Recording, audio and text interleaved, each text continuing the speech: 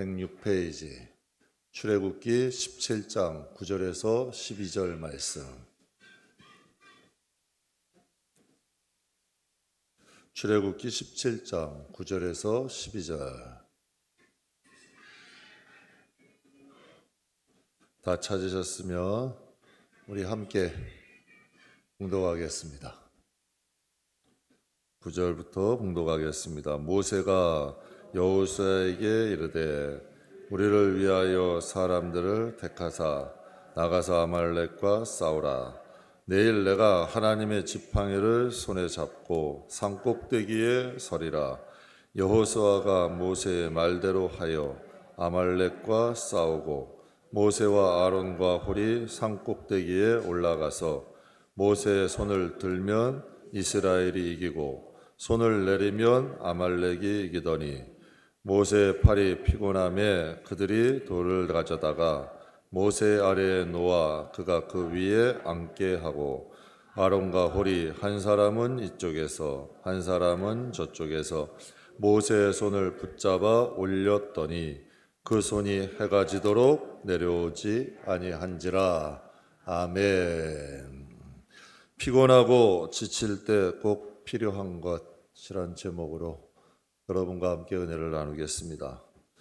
세상에서 책이나 노래, 사람들의 강연을 듣다 보면 인생을 광야로 비유합니다. 성경에서도 인생은 광야라고 말씀을 하고 있습니다. 인생은 광야입니다. 인간이 살아가는데 누구나 광야의 시간들이 있습니다. 인생을 살다 보면 피곤하고 지칠 때 있고 혼자라고 느낄 때가 있습니다. 광야이기 때문입니다. 출애굽한 이스라엘 백성들이 가나안 땅 들어가기 위해서는 누구나 광야를 통과해야 합니다. 구원받은 하나님의 자녀들도 하나님 앞에 서기 위해서는 반드시 광야라는 곳을 통과해야 합니다.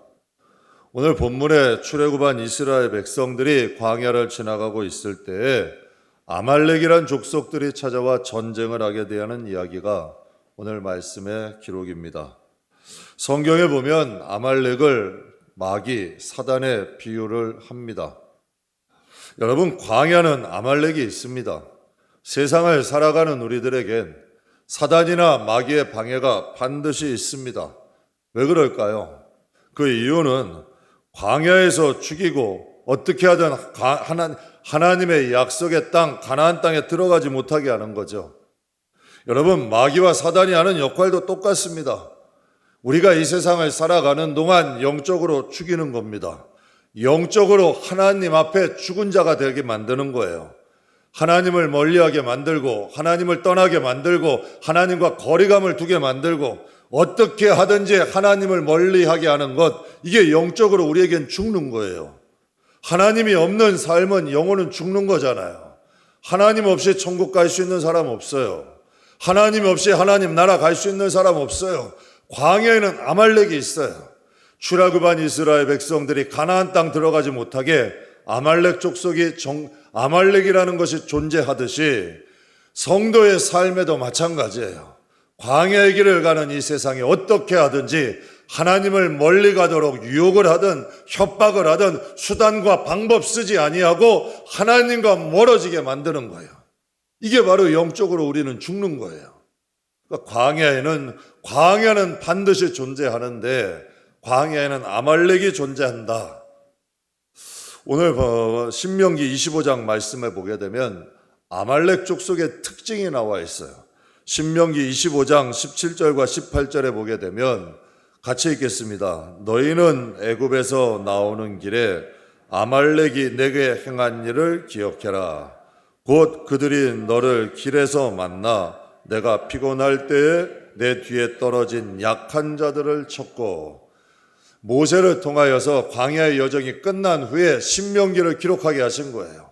그러면서 이제는 가나안 땅에 들어가는 이스라엘 백성들, 이제 그 후손들에게까지 이 교훈을 주신 거예요. 너희는 잊지 말아라.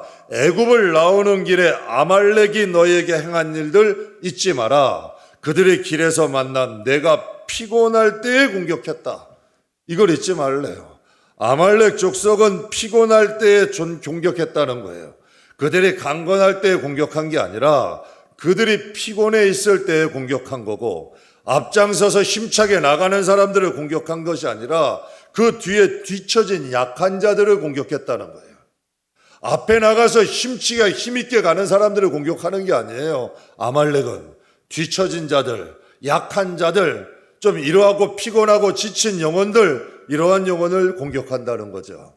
마귀들에게도 특징이 있습니다. 우리가 강건할 때 공격해오지 않습니다. 마귀들도 특징이 있는데 피곤할 때, 심신이 지칠 때, 하나님과 좀 멀어졌을 때 이렇게 공격하는 거예요. 또 보이게 공격하지 않아요. 도둑처럼 여러분 뒤에서 공격한다는 거예요. 약하게 공격하는 거예요. 사람을 통하여, 환경을 통하여. 여러분 아니에요. 그 배후에는 마귀가 있는 거야. 사람을 통하여 여러분을 낙심케 만드는 게 아니에요. 사람을 통하여서, 환경을 통하여 우리를 주저앉게 만드는 게 아니에요. 그 환경의 배후에, 그 사람의 배후에 항상 하나님과 멀어지고 낙심하고 절망하고 쓰러지게 만드는 그 배후에는 아말렉이 있는 거예요. 이스라엘 백성들이 광야 여정 중에 피곤할 때 아말렉 족속은 뒤에서 떨어진 자들을 공격하기 시작했어요. 하나님은 그들을 여러분 잊지 말라 말씀하시는 거예요. 우리들에게도 지금 잊지 말아라. 아말렉을 잊지 말아라. 항상 아말렉은, 마귀들은 아말렉과 같다는 거예요. 아말렉은 마귀고 마귀는 아말렉인데 그들이 하는 짓을, 그들이 하는 행동을 잊지 말라는 거죠. 여러분, 우리가 인생을 살아갈 때 피곤할 때 있어요. 지칠 때 있습니다. 그때 마귀에게 약한 모습 보이지 말래요. 저도 목회하다 보면, 인생을 살다 보면 피곤할 때가 있어요. 지칠 때가 있어요. 그때는 하나님께 나옵니다. 사람이 피곤하고 지치면 안 좋은 생각을 가져요. 좋은 생각까지 않아요. 피곤하고 지치면 안 좋은 것은 더 커져요. 이상하게 여러분 힘들어지고 낙심되고 절망되는 일들이 더 많아져. 피곤하고 지칠 때 여러분 소망이 온다면 피곤하고 지치지 않아요. 이겨내지. 피곤하고 지친다는 건 낙심되고 절망되고 염려와 근심과 두려움이 오니까 피곤한 거예요. 이때 여러분 어떻게 해야 돼요? 그거 붙들고 있으면 더 힘들어져요. 더 어려워져요. 더 마귀들이 틈타게 되고 우리의 마음과 생각은 병들어가죠. 그때 하나님께 나오는 거예요. 그래서 제가 하나의 습관을 가진 게 있어요. 피곤하고 지칠 땐 사람하고 상의 안 해요. 그 문제에 붙들리지 않아요. 그 문제에 매몰된다고 해결되지 않아요. 문제는 더 커져. 다 제껴놓고 하나님께 나와요. 그냥 하나님 바라봐요. 기도도 잘 나오지 않아요. 피곤하고 힘들면. 그냥 십자가 바라보는 거고, 하나님 전에 나와서 맨 앞에 오거나 하나님 바라봐요. 근데 참 기가 막힌 일들이 일어나요. 마음이 평안해져. 여러분 또 가만히 여러분 하나님을 묵상하다 보면 해결책들이 보여. 피곤하고 지칠 땐 그렇게 컸던 문제들이 하나님 앞에 나와서 안정되면 여러분 길이 보여. 별일 아닌 경우들이 많아. 시간이 해결하고 문제가 해결되는 일들이 많이 일어나요. 동물의 왕국을 보게 되면 하이에나나 맹수들은 여러분 그 상위층의 먹이사슬 중에 최상위층이에요. 그런데 참 이상하지요. 하이에나나 맹수들이 소떼, 양떼, 연약한 사슴들 공격할 때 보면 맹수잖아요. 그럼 정정당당하게 덩치에 맞게 행동해야 되잖아요. 그런데 이 맹수들이 짐승들을 공격할 때 정면으로 공격하지 않아요. 가만히 보면 새끼 공격해요. 가만히 노려보고 있다가 무리에서 이탈된 병들은 여러분 짐승들을 공격해. 정정당당하게 안 와요. 왜? 아무리 약해도 정면으로 오면 맹수에게도 피해를 입어요. 그러니까 정면으로 안 덤비는 거예요. 뒤처진 무리들을 공격해. 피곤하고 지치고 염려와 근심과 걱정에 있는 무리들, 그곳에 마귀들이 틈타는 거예요. 그곳에 마귀들이 역사하는 거죠. 신앙에 문제가 있고 시험과 상처가 있는 영혼들, 마귀들은 치사해요. 비열해요. 이게 마귀의 속성이야. 아말렉의 속성이죠. 적을 알아야 여러분 싸움에 이겨요. 세상에도 이런 말 있잖아요. 지피지키면 여러분 100점 불태다. 100번을 싸워도 적을 알고 나를 알면 100번을 싸워도 위태롭지 않대요. 광야는 누구나 다 지나가요. 하나님을 알아야 돼요. 마귀도 알아야 돼요. 그리고 내 자신도 알아야 돼. 그래야 이 영적 싸움에서 살아남을 수 있고 광야에서 승리할 수 있어요. 누구나 다 광야의 길을 가지만 실패하는 자가 있고 성공하는 자가 있어요. 광야가 발판이 되고 성공의 발판이 되는 사람들도 있어요. 저는 저와 여러분이 마귀의 속성을 아셔야 돼요. 또 하나님도 알아야 돼요. 그래야 하나님을 알아야 믿음이 생기잖아요. 마귀를 알아야 싸워 이길 수 있잖아요. 세상의 삶은 우연이 없어요. 하나님께서 여러분과 저를 불렀는데 우연이 어디 있어요? 섭리만 있는 거죠. 하나님을 모르니까 넘어지는 거고 마귀를 모르니까 쓰러지는 거고 내 영혼이 하나님께 부름받은 소명 확신이 없으니까 시험도 드는 거예요. 여러분, 약한 자는 항상 마귀의 대상이 된다는 거 잊지 마십시오. 그렇다면 인생이 피곤하고 지칠 때 우리의 영혼에 꼭 필요한 것이 무엇이 있을까요? 정말 인생을 살다 보면 광야는 누구나 겪잖아요. 피곤하고 지칠 때 있잖아요. 그때 우리에게 꼭 필요한 게 뭘까요? 첫 번째는 기도예요. 기도하셔야 돼요. 기도해야 하나님이 역사하셔요. 기도해야 힘이 와요. 아무리 밥 먹는다고 마음이 쓰진 않아. 아무리 기름진 음식 먹는다고 무너진 마음이 세워지지 않아요. 그냥 육신의 힘인데 참 이상하게 마음이 약해지면 육신도 약해져. 그런데 여러분, 이 마음의 힘은 기도해야 채워지는 거야. 하나님으로부터의 공급이 있어야 돼요. 기도해야 하나님이 일하세요. 기도해야 하나님이 능력 주시고 기도해야 미래가 바뀌는 거예요. 기도하면 마음이 서요. 11절의 말씀에 보면 모세가 손을 들면 이스라엘이 이기고 손을 내밀면 아말렉이 이기더라. 싸움은 누가 합니까? 싸움은 여호수아와 갈렙과 또 장정들이 하는 것 아니에요. 근데 참 이상하죠. 모세가 손을 내리면 아말렉이 이긴대. 우리의 지체를 보면 손발이 일하는 것 같아요. 아니에요. 머리가 일하는 거예요.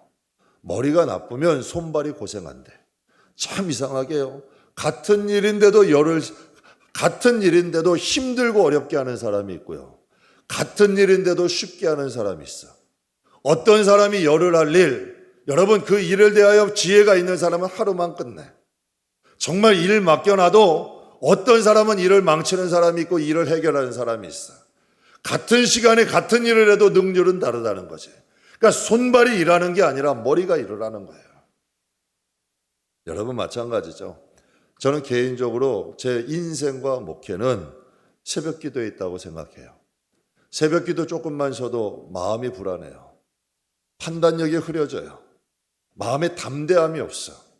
인생을 살아가려면 좀 담대함이 있어야 되는데 기도를 조금만 쉬어도 인생이 흔들거려. 뭔가 여러분 요동하기 시작하고 판단력도 흐려져. 그래서 저는 제 개인적으로는 그래요. 기도할 때 담대해져요. 기도할 때 확신이 있고 기도할 때 어려움이나 문제도 하나님이 그건 주신 축복으로 보여. 기도하지 않으면 문제는 문제로 보여. 고난은 고난으로 보여. 근데 참 이상하죠? 여러분 아까 하영조 목사님도 말씀하셨잖아요. 기도하면 문제가 복으로 보여. 고난도 여러분 이길 수 있는 힘이 생겨. 근데 기도하지 않으면 안 되더라고요. 저는 제 목회의 원동력도 새벽 기도라고 생각해요. 새벽 기도가 살아나면 목회도 살아나더라고. 새벽 기도가 침체되면 목회도 힘들어지는 거예요. 저에게는 이 새벽 기도는 자동차 엔진과 같아요. 그 자동차를 가게 하는 엔진과 같아요. 이번에 홍수 피해로 인해서 사회적 문제가 돼버린 게 뭐냐면 침수차가 1만 대가 넘는데 이것들이 중고차 시장에 나오게 되면 겉은 깨끗하다는 거예요. 겉은 몰새 차고 비교 똑같아. 그런데 그 차를 사가지고 가게 되면 얼마 못 가서 차가 퍼져버려요. 엔진이 망가져버리는 거예요.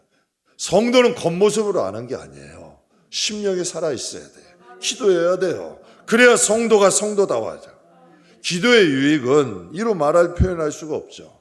기도해야 하나님이 일하시고 기도하면 인생과 신앙을 살아갈 수 있는 힘과 지혜를 하나님이 공급해 주셔요. 그건 기도하는 사람들이 하는 거예요. 그래서 기도하는 사람은 바빠도 바쁜 시간 쪼개서 기도하는 거예요. 그래서 기도하는 사람은 아무리 유익한 일이 있어도 그 유익한 거 포기하고 기도 시간을 확보하는 거예요.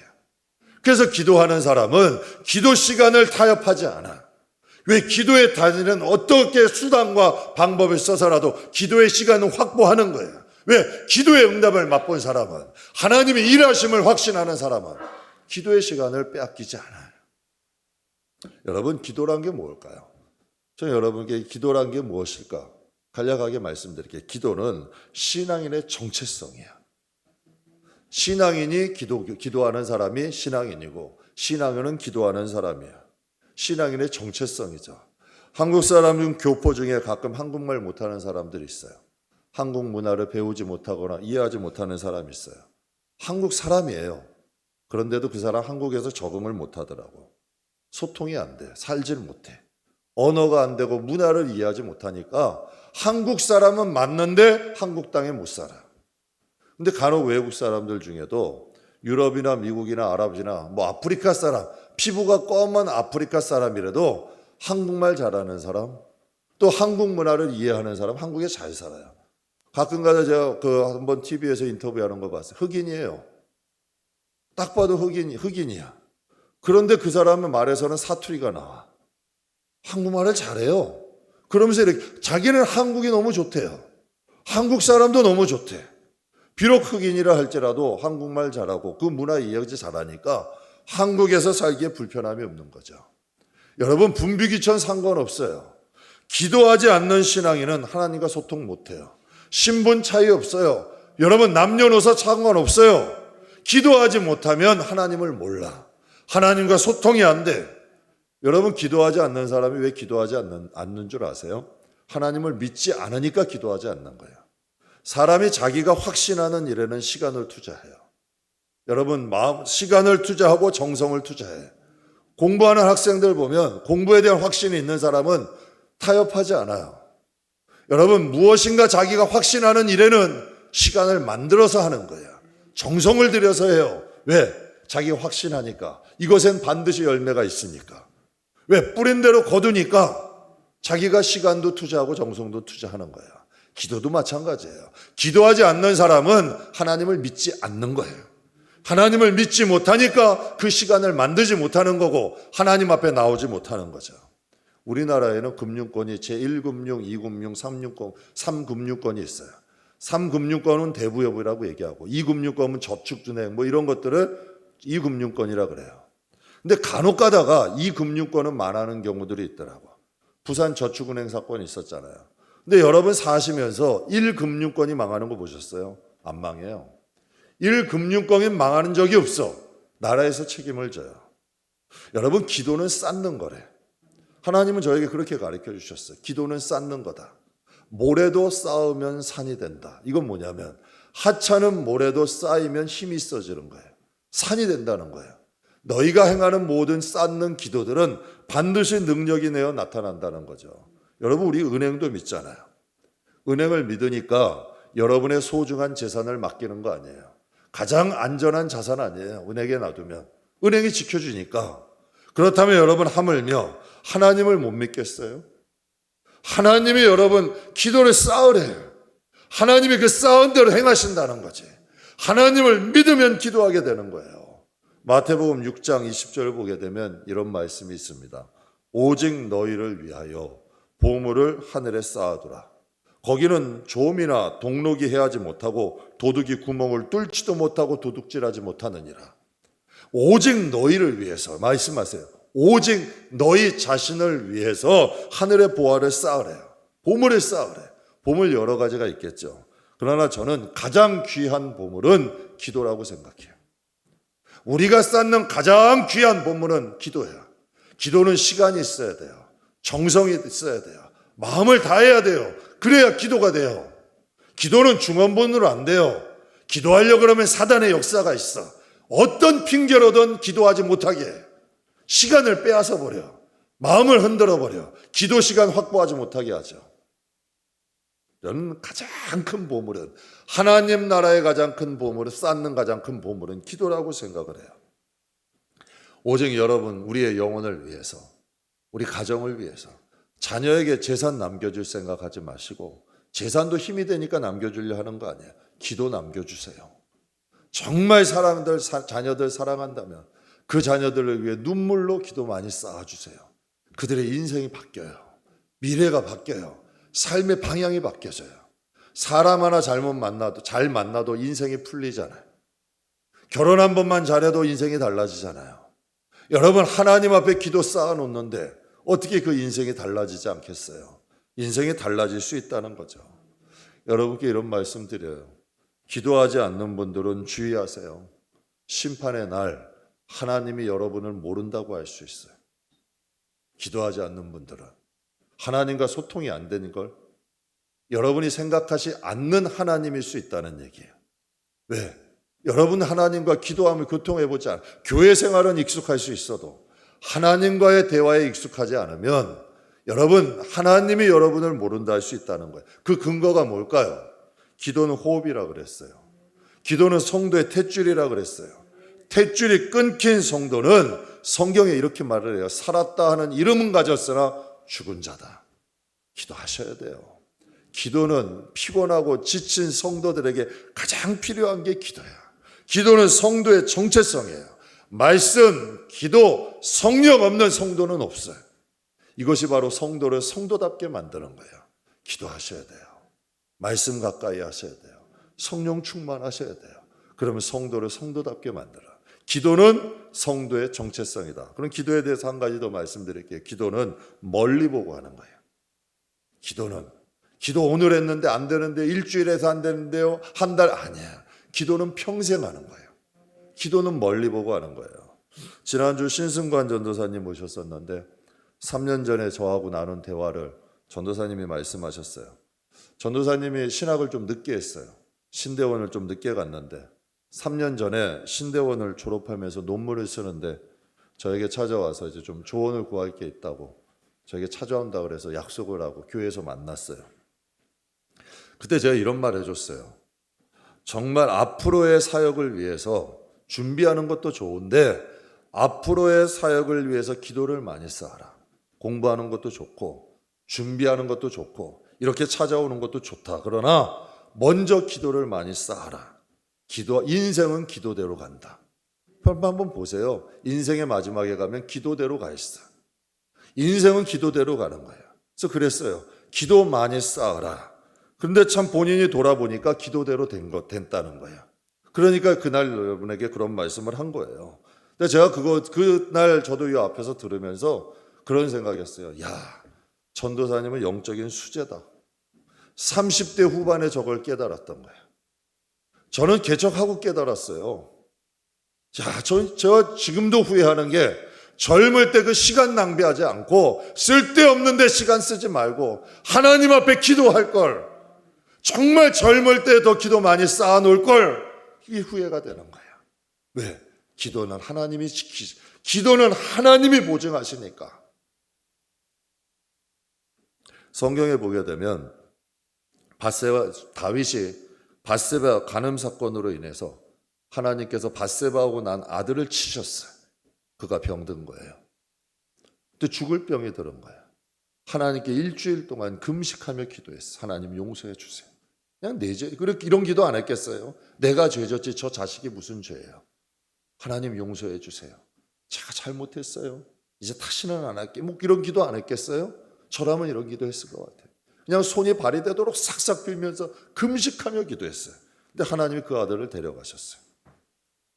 근데 신하들이 걱정이 된 거예요. 아니 저렇게 회개하고 기도하셨는데 하나님 병들었을 때도 저 신음에서 신음하며 금식하며 기도하는데 이제 그 아들을 데려가셨으니 이제 우리의 왕은 큰일 났다. 이제 왕이 죽겠다. 그렇게 생각한 거예요. 그런데 하나님이 다윗은 그런데 성경에 보게 되면 다윗이 어떻게 했을까요? 사무엘하 12장에 보면 이렇게 말씀하고 있어요. 다윗이 그의 신하들이 서로 수긴거리는 것을 보고 그 아이가 죽은 줄을 다윗이 깨닫고 그의 신하들에게 묻되 아이가 죽었느냐 대답하되 죽었나이다 하는지라. 다윗이 땅에서 일어나 몸을 씻고 기름을 바르고 의복을 갈아입고 여호와의 전에 들어가서 경배하고 왕궁으로 돌아와 명령하여 음식을 그 앞에 차리게 하고 먹은지라. 이해할 수 없는 행동을 한 거예요. 이게 기도의 사람이에요. 신하들이 볼 때는 이제 자식이 죽었으니까 식음을 전폐하다 왕도 죽을 것이다. 그런데 신하들하고 생각하는 전혀 다른 생각을 하는 거예요. 다른 행동을 하고 있는 거예요. 다윗이 왜 이런 행동을 했을까요? 성경은 이렇게 기록을 해요. 이제 아들이 죽었으니 나는 그 아들은 천국 가서 만날 것이다. 그리고 하나님을 신뢰해. 비록 아들은 데려가셨지만 그가 여러분 몸을 씻고 기름을 바르고 의복을 갈아입고 이제는 하나님 앞에 막 풀어헤치고 기도했을 거 아니야. 몸에 기름을 바르고 옷도 갈아입고 이복을 갈아입고 그가 먼저 한 행동은 하나님 앞에 나가요. 그것도 감사하다고 기도해. 그것을 받아들여. 이게 기도의 사람이야. 그럼 다윗의 기도는 헛것일까요? 무의미한 걸까요? 그 금식하며 기도했던 거 하나님은 다 외면하셨을까요? 성경은 그 아들을 데려가신 이후에 바로 이렇게 기록을 하고 있어요. 사무엘하 12장 24절에서 25절을 보면 같이 한번 봉독하겠습니다. 다윗이 그와 동침하였더니 그가 아들을 낳음에 그의 이름을 솔로몬이라 하니라.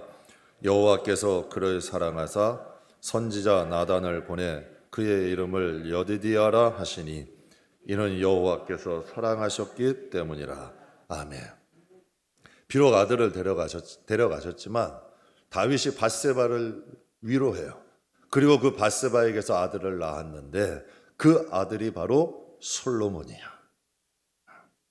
여러분 이걸 어떻게 해석해야 될까요? 하나님은 우리아를 죽게 한 다윗의 죄는 책망하신 거야.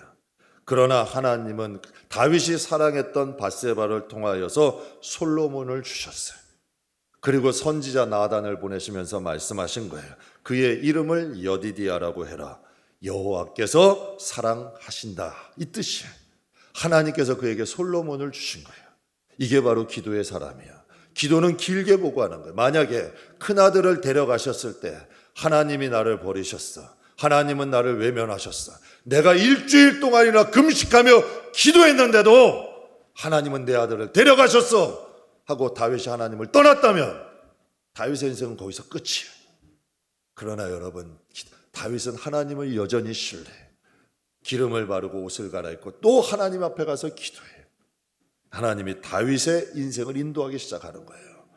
여러분, 거기서 다윗이 하나님을 떠났다면 그건 여러분 다윗의 손해잖아요. 왜 그러한 일들이 일어날까요? 영적으로 무지하니까. 하나님을 모르니까 하나님을 떠르는 거예요. 하나님을 모르니까 어리석은 행동을 하는 거죠. 그러나 다윗은 하나님을 알았어요. 이제 떠난 자식은 내가 천국 가서 만날 것이고, 그러나 여전히 하나님을 신뢰하니 그에게 또 자식을 주셨는데 솔로몬을 주시고 그를 통하여 왕위를 있게 하시고 지혜도 주시고 그를 축복하신 거죠. 제가 인생을 살아가면서 여러분에게 솔직히 말씀드려요. 제 인생을 살아가면서 제가 목사를 떠나서 그냥 인생 살아가면서 기도만큼 정직한 게 없어요. 제가 정직한 거 참 좋아하거든요. 기도만큼 정직한 거 없고 기도만큼 확실한 거 없어요. 왜 기도할까요? 인생을 살아보면 내가 할 수 있는 일은 뻔해. 내가 계획할 수 있는 일도 뻔해. 그러나 하나님이 도와주시면 미래가 바뀌어. 하나님이 도와주시면 비전이 바뀌어. 정말 밑바닥에서 올라오는 게 안 된다? 여러분, 청년화 보고마율이 2%래. 그러니까 청년들이 흑수저다, 흑수저는 안 된다, 그딴 소리만 하는 거야. 복음이 들어가 있지 않으니까 꿈도 꾸지 못하는 거야. 그러나 청년들이 꿈을 꾸면, 청년들에게 복음을 들어가면 성경은 꿈을 꾸게 된대. 사랑하는 성도 여러분, 기도하는 사람을 통해 하나님이 역사하시는 거예요. 기도하는 사람을 통해 꿈을 꾸게 하시는 거고, 기도하는 사람들을 통해 내가 할 수 없는 일들을 계획하게 하는 거죠. 기도는 멀리 보고 하는 거예요. 기도는 하나님의 인격을 믿고 기도하는 거예요. 하나님 우리의 기도를 통해서 역사하십니다. 기도해도 안 돼, 기도해도 변하는 것이 없어. 기도를 포기하는 것은 어리석은 사람이 기도를 포기하는 거고, 기도를 포기하는 건 여러분의 미래를 포기하는 거예요. 기도를 쉬지 마세요. 기도하기를 포기하지 마세요. 하나님은 기도하는 사람들을 통해 역사하십니다. 피곤하고 지칠 때 하나님께서 성도는 하나님 앞으로 더 나가셔야 돼요. 본문을 통해서 기도의 두 가지 유형 말씀하고 있어요. 하나님이 일하셨어요. 모세가 기도할 때 하나님이 일하시고, 또 모세가 기도할 때 하나님이 아말렉을 이기게 하셨어요. 우리가 기도할 때 하나님이 일하기 시작하시고, 하나님 옆에 기도할 때 아말렉으로 인한, 마귀와 사단으로 인한 막혀있는 길들이 있어요. 얽혀있는 이런 저주와 사망과 이런 사슬들을 하나님이 끊어주신다는 것을 기억하시길 주의 이름으로 축복합니다. 모세가 피곤하고 지칠 때 기도했듯이 피곤하고 지칠 때 하나님께 꼭 나오십시오. 사람과 해결한다고 필요지지 않아요. 술 마신다고 해결되지 않아요. 여러분, 세상의 정욕 가지고 방황한다고 해결되지 않아. 그러나 하나님은 길을 열어주셔. 그 정성을 보시고 그 마음을 보시고 하나님의 은혜가 있고 하나님의 인도하심이 있고 하나님의 축복하심이 있어. 다윗이 기도했던 것처럼, 모세가 기도했던 것처럼 항상 여러분의 기도가, 여러분 삶 가운데 기도가 함께 하시길 주의 이름으로 축복합니다. 그렇다면 인생이 피곤하고 지칠 때 꼭 필요한 것 한 가지 더 말씀드리겠습니다. 두 번째, 동역자 필요합니다. 동역자. 12절 말씀에 보면 모세의 팔이 피곤하여 그들이 돌을 가져다가 모세 아래에 놓고 그가 그 위에 앉게 하고 아론과 훌이 한 사람은 이쪽에 한 사람은 저쪽에 모세의 팔을 붙들어 올렸더니 그 손이 해가 지도록 내려오지 아니한지라. 모세도 힘들고 지칠 때가 있어요. 모세는 신이 아니에요. 모세도 사람이야. 돕는 사람이 있어야 돼. 만약에 모세에게 아론과 훌이 없었다면, 아론과 훌이 도와주지 않았다면 하나님이 역사할 수 없는 거 아니에요. 인생은 누가 곁에 있느냐가 중요해요. 세상 말에 이런 말이 있어요. 운전석 옆자리 함부로 태우지 말래. 아무나 태우지 말래. 여러분이 가는 목적지가 달라져요. 믿지 않는 남편 사랑한다고 결혼했다가 인생 꼬이고 힘들어하는 사람이 얼마나 많은데요. 사람 하나 잘못 만났다가 순간은 괜찮아. 그러나 여러분, 인생이 시궁창으로 바뀌는 사람들이 얼마나 많은데요. 운전석 옆자리는 성령님 태워야 돼요. 하나님이 계셔야 되는 거예요. 그래야 나도 안전하고 내 자식도 안전하고 내 가정도 안전하고 내 기업도 안전한 거야. 내 생각대로 한다고 인생이 그렇게 쉽게 풀리지 않아요. 저 똑똑한, 그래도 나름대로 똑똑하다고 해요. 그냥 이전에 있던 교회에서도 목사님이 일 잘한다고 똑똑하다고 칭찬도 많이 들었고 했어요. 근데 나름대로 인생도 살아보면서 저도 50이 넘어갔잖아요. 여러분이 누군가가 물어봐요, 인생에 대해서. 전 모른다고 대답. 그게 솔직한 대답이에요. 전 1년 후도 모르겠어요. 앞으로 5년 후도 어떻게 될지 모르겠어요. 근데 확실한 대답은 해. 내가 하나님 안에 있는 이상 하나님이 책임져 주신다. 그 솔직한 마음이에요. 하나님 안에 있는 이상 나는 지금보다 미래가 날 거다. 고난이 오고 어려움이 와도 내가 하나님 곁에 벗어나지 않는 이상 내 인생은 잘못될 수 없다. 왜? 하나님이 책임지시니까. 여러분, 인생의 옆자리는 아무나 태우면 안 돼요. 그래서 잠언 5장에 보면 대저 음녀의 입술은 꿀이 떨어뜨리며 그의 입은 기름보다 미끄러우나 나중에는 쑥같이 쓰고 두 날 가진 칼같이 날카로우며 그의 발은 사지로 내려가며 그의 걸음은 수월해 간다. 처음에는 꿀 같죠. 기름 떨어지죠. 달콤하죠. 편해 보이죠. 그러나 결국은 그게 나중에 칼같이 돌아가. 쑥같이 돌아오고 그 발이 사지로 내려가게 된대요. 사랑하는 성도 여러분, 교만과 탐욕과 혈기를 부추기는 말 듣지 마세요. 당신 괜찮아. 다 저 사람이 잘못. 당신은 아무 잘못 없어. 당신은 잘 될 거야. 뭐 잘 된다는 게 나쁜 건 아닌데 무조건 여러분은 와서 우리에게 사탕 발림하는 말들이 있어. 교만을 부추기고 탐욕을 부추기고 혈기를 부추기고 또 특히 하나님과 우리 사이를 이간질하는 것. 이건 주의하셔야 돼. 여러분, 하나님 앞으로 이끌어주는 사람이 여러분에 있어야지 하나님과 자꾸 멀어지고 아이고 예배 한 번씩 빠져도 돼. 아이고 기도하지 않아도 하나님이 다 아셔. 아니에요. 그거는 유혹이야. 성경은 그렇게 말씀하고 있지 않아. 여러분, 우리를 위하는 것 같으나 실상은 죽이는 거예요. 모사도 혼자가 아니었어요. 인생은 혼자서 안 돼요. 동역자가 있어야 돼. 여러분, 앞에 나가서 싸우는 여호수아 갈렙도 있어야 되고 손을 들어주는 아론과 훌도 있어야 돼요. 모세도 광야에서는 혼자 견디는 게 아니에요. 그래서 여러분, 주위의 사람들을 귀히 여기세요. 어떤 분들은 남한테는 잘하는데 가족에게는 함부로 하는 분들이 있더라고. 아니에요. 여러분 곁에 영원히 있어줄 분들은 가족이야. 가족들한테 잘해야죠. 가족들 소중한 줄 알아야지. 여러분, 그래서 가족들이 소중한 줄 알고 가족들에게 잘해줘야죠. 그게 여러분, 이게 우리를 위하는 길이야. 사랑하는 성도 여러분, 인생을 살다 보면 기도해 주는 분들 귀히 여기시고 여러분의 기분과 감정을 흔들고 감정을 자극하는 곳에 마음 빼앗기지 말고 정말 내 인생에 힘이 되어주고 내 인생을 위해서 걱정해주고 기도해주고 정말 나를 위해 진심으로 해주는 사람들을 가까이 할 줄 아는 저와 여러분 되게 주의 이름으로 축복합니다. 제 개척해 보니까요, 안 목사 괜찮은 사람이야, 이런 사람이 저 잘해주고 칭찬해주고 했던 사람 개척 딱 하니까 발 끊기더라고요. 어려워지니까 도움 청할까 봐 딱 발 끊기는 거예요. 그래서 제가 생각했죠. 야, 맞다. 정말 어려운 가운데 함께 기도할 수 있는 사람이 진짜구나. 개척 때부터 제가 지금까지 쉬지 않는 기도 있어요. 그리고 쉬면 큰일 나는 것 같이 생각하는 기도가 있어요. 무슨 기도냐면 하나님 동역자 붙여주세요. 하나님 동역자 붙여주세요. 함께 할 수 있는 사람들 붙여주세요. 이게 왜 중요하냐면 길은 사람을 통해 열려요. 여러분 내 성격에 맞는 사람을 찾지 말고 하나님 뜻에 맞는 사람을 찾으세요. 내 생각, 나하고 말 잘 통하고 생각 이거는 소용없는 거야. 그러나 하나님 뜻대로 사는 사람들이 여러분 곁에 있으면 길이 열려. 그리고 여러분 사람을 귀히 여겨야 돼. 왜? 길은 사람을 통해 열리고 또한 복도 사람을 통해서 와. 그러니까 우리가 이 세상 살아갈 때 동역자들이 있어야 돼요. 사람 잘 만나야 돼. 세상 친구는 우리를 사증으로 끌려갈 수 있어도 아론과 홀, 여호수아, 갈렙 같은 동역자가 여러분 곁에 있기를 주의 이름으로 축복합니다. 인생이 지치고 피곤할 때에 사탕발림, 가머니설은 현실과 미래를 바꿀 수 있는 힘이 없어요. 현실과 미래를 바꿀 힘이 없어요. 그러나 기도는 하나님이 일하셔.